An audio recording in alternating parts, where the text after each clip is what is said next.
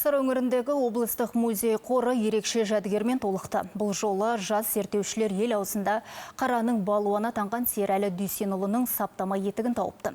Ғасырдан астам тарихы бар етік атадан балаға мұра боп жеткен. Сыры кетсе де сыны кетпеген жәдігерді Серәлі палуанға Темірбек Жүргеновтың әкесі сыйлаған көрінеді.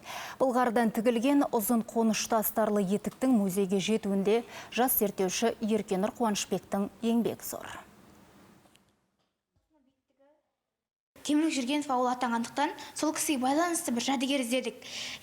Түрлі ақпарат көздерінен, газет, журналдардан іздедіп, соңында жаңа Қара Жүргенов, Темірбек Жүргеновтың әкесі, яғни сол Қара Жүргеновтың жеке түйе балуаны Серәлі Дүйсенұлы атамыз саптама етігін тауып алдық. Біз осы етікті жаңағы шкаф, өзінің қолдан жасаған шкаф аса дәлісінен алдық. Серәлі Дүйсенұлы сыр өңіріне ғана емес, тұтас төңірекке танымал балуан болған. Жауырыны жер ескемеген күш иесіне арнайы тігілген саптама етіктің қонышы тізені жауып тұратындай ұзын әрі кең. Ішінде матамен астарланған киіз байпағы бар. Табаны мен өкшесі шегеленіп бекітілген. Өлшемі де ерекше, табаны 44, ал биіктігі 46 сантиметр. Бұл етік тұрмыстық бұйым ғана емес, иесінің болмысын айшықтайтын тарихи жәдігер дейді мұражайдағылар. Былтырғы жылы бұл жобаның аясында 500-ге жуық экспонат жинақталса, биыл 200-ден астам экспонат жинақталды.